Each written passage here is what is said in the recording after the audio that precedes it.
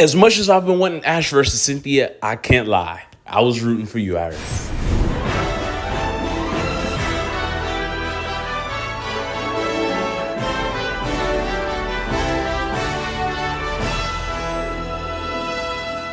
Yo, what's up everyone? Trayman1 here. Welcome back to another Pokemon Journeys Anime review. Guys, today we're covering episode 117, Iris versus Cynthia of the Masters 8. Now, I gotta say off the rip, this battle was way better than the last two Masters 8 battles. There's a lot to talk about, so let's go to get right into it. While I didn't give a review of last week's episode, I gave that one about a 5 out of 10 because both that battle and Lon versus Leon was missing something that this episode has, and that's that it was telling a story through the battle. As we know, they tried to make up some excuse like, oh, Alon always wanted to battle Leon's Charizard. That was never really shown. Lance versus Diantha, it wasn't really so much of a story, but it was just, a cool battle between the champions. The animation kind of sucked though, in my opinion, and it wasn't too many, I don't know, it just could have been better. This episode though, the animation, they stepped up and they told a story. As we know, Iris and Cynthia have battled before in the Universe series. So here is the rematch. It was Little Axew versus Garchomp, and honestly, Axew didn't do too bad. It took on Draco Meteor head on. It took down Garchomp a little bit with Giga Impact. So, just seeing how Axew was able to perform then, even though it would have got one-shotted by Brick Break, seeing it come back now and just go ham toe-to-toe with not regular Garchomp, but Mega Garchomp was amazing. But, I don't know, there's still some downfalls in this battle, unfortunately. The beginning matchup of this battle was so well. We got to see Excadrill, Iris' starter Pokemon, do some damage and actually take out one of Cynthia's Pokemon. The first time that we've seen one of Cynthia's Pokemon get taken down on screen. Yes, it used a one-shot and move, but, still doing damage in between, and it found a way around Acid Armor and things like that. So I thought that fight was pretty cool. Then Excadrill gets one-shotted by the Milotic, and I'm not too worried about that too because it was super effective. It's Hydro Pump, and that Milotic is dangerous. But my issue comes with Dragonite.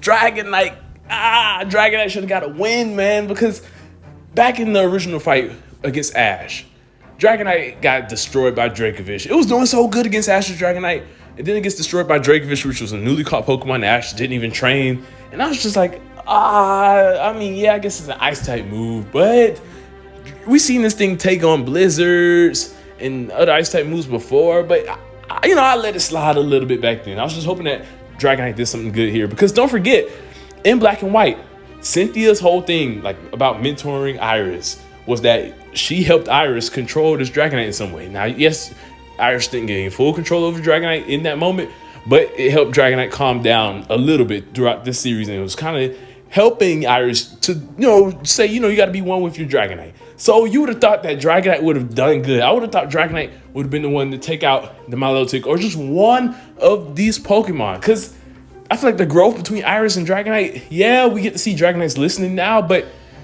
it's listening, but it's losing. I would have loved to see Dragonite come back and win one fight. This is where my issue with Ash versus Iris came in.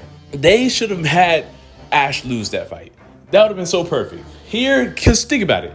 Yeah, Ash and Iris might not have rematched here in the Masters 8 tournament, but if Ash beats Cynthia in the next round, which he probably will, it would have avenged his loss back in episode 60 if he lost to Iris then. We could have seen Dragonite's growth, Haxorus' growth, both of them get a good victory, and just, have Ash be on his feet some more. And seeing that Iris losing to Cynthia, kind of like how he sees Leon beating Alon, he's like, oh snap, I never beat Alon. I gotta, do good against Leon. Oh snap, I lost to Iris earlier. I gotta do good against Cynthia. That would have been so cool, but they missed an opportunity with that. Now, I will admit, Dragonite was taken out pretty brutally with, it being hit by a super effective move, then the wrap, then the Iron Head right to the face. Dragonite took some damage, but I feel like Iris could have found some ways, at least tried to find some ways around. Dragonite has a mouth, Ice Beam, Flamethrower. I know it couldn't use Thunder Punch, it probably couldn't use Dragon Rush, but I feel like Iris could have at least tried to do something to shake it off. It just kind of sat there, took the damage, and then was defeated. It was like, man, this is the same Dragonite that was a tank back in the day. But other than Dragonite's loss, Haxorus, I love the growth of Haxorus, seeing how baby Axew was able to come back as a Haxorus, take down this Milotic. We get to see Cynthia with the most rageful looks in this fight. She was menacing, she was scary. And here's another thing, I love this fight, but there's so much that brings back to Ash versus Iris too. That's just it's kind of hindering it, in my opinion.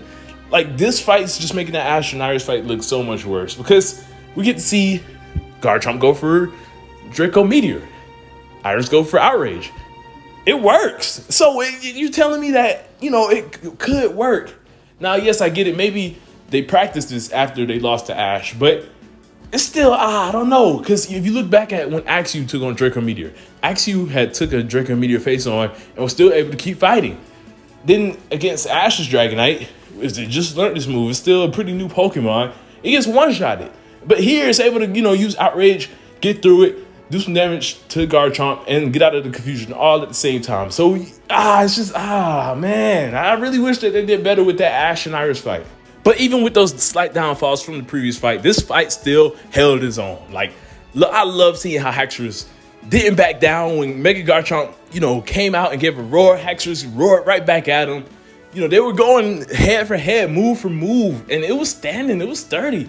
And I love how she came up with not just one, but another strategy to go up against Draco Meteor, where Draco Meteor was coming out, and she uses Dragon Pulse and shoots out multiple Dragon Pulses to counter the Draco Meteors. I thought this was amazing, like that she came up with a new strategy to prepare for her, just in case if Outrage didn't work. But in the end, she ends up still losing, which is so unfortunate, man. Like, I mean, we all kind of expected her to lose, but to see that she, made it to rank 7, higher than Ash, with no gimmicks, and made it down to Cynthia's last Pokemon with no gimmicks, it's just kind of like, dang, to think if Iris had a gimmick, that she may have won this fight. That's one thing, yeah, she has the dragon powers and she can speak to Haxorus, so that all that stuff was cool, but I don't know. I really wish that Iris won one fight in Journeys. If they would have let Iris win against Ash, then this lose, it wouldn't have been bad. Like, Iris came back and lost twice. She's the champion of Universe. Like, this isn't a good showcase of her growth. Now, it's a good showcase of her growth. We see how powerful she is. We see her strategizing, things like that. But at the same time, I really wish she could have came back and got a victory just to really certify just how good she is. The cameos were really nice in this episode as well. We get to see Drayden, obviously, the Universe rivals, and the original champion, Outer, Reggie and Paul, and Volkner and Flint. Like, I loved all these cameos, how they got, people representing both sides. That was a really nice moment, in my opinion. And yeah, in the end, unfortunately, Universe had to see their champion go down. But, at least they're proud. They've probably seen all that Iris has done, all the wins that she's gained, and, all the growth that she's done in the Universe region. I just really wish that we got to, see a bit of it. If only she beat Ash. It's cool to see Georgia here, too, because, they were big rivals, Dragon Buster, this, that, and the third. So I'm guessing sometime after the Black and White series, they became friends because she's here smiling, cheering for Iris. So that's a nice moment. But one thing I can say for sure is that the ending of this episode was the best part. It really did. Iris show her emotion. For one, we get to see Ash is upset. Ash was sitting there speechless.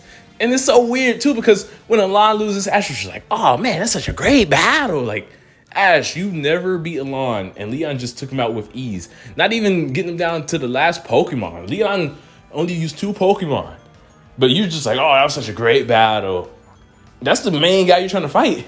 Now, yes, I still love that, he was like this for Iris, but I just kind of wish he was like that for Alon as well. Like, obviously, Ash and Iris' friendship is way stronger than Ash and Alon. They were traveling companions. They traveled the whole region together. So I love that he still had this reaction and went to go check on her immediately. And Iris cried, man. Oh, it broke my heart seeing Iris cry because I was rooting for her, man. Like, Iris was, I actually liked Iris a lot. Now, Silent was the person that I wasn't a fan of. I know a lot of people who watched Black and White, they always loved Silent and didn't like Iris. I was the opposite. I liked Iris, but I wasn't a fan of Silent. But even I can admit, it's kind of messed up that Silent didn't even appear in this episode. Both of his friends, Ash and Iris, are in the Masters 8. You would have thought he would have been here watching. Now, yes, they're probably saving him for when Ash strikes, but I feel like they could have at least showed him here too and then show him again later on. Because I don't know if they're going to appear in the stadium. I would assume that everyone's going to be in the stadium when Ash takes on Leon. But if not, they could at least have him appear watching the TV now and then in the stadium later. Unless he's just going to appear watching the TV later, then oh well. But I love that Ash and Go. A lot of people don't like that Go came, but you got to realize Go and Iris are friends now.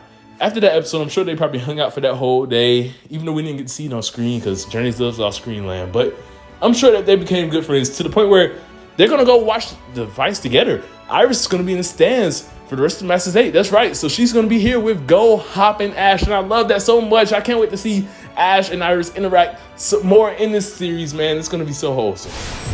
My overall rating for this episode is a 7 out of 10. Like I said, this is a better battle of the Masters 8 tournament.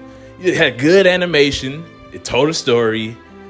The only downfalls are, you know, a lot of the battles and journeys, they've been like 1 to 2 hits and that's it. Like, they don't really feel too impactful. Dragonite got done dirty, man. Even, you know, my Lotic did good. It took down many Pokemon, but even it wasn't too sturdy. But other than that, you know, I love this episode. I love the growth of Iris. It still makes, you know, Journey 65 kind of like, dang, you really wish that Iris could have won that fight because it would have been much better for the story. But oh well, you know, we're here now. What can we do? I'm looking forward to see what Ash can do against both Cynthia and Steven. In the comment section down below, let me know what you thought of this episode. I'd love to hear. Thank you all for watching. I hope you all enjoyed. Iris is becoming a lot of people's fans' favorites, and I'm glad that she's getting the respect that she deserves. Trademan 1, peace out.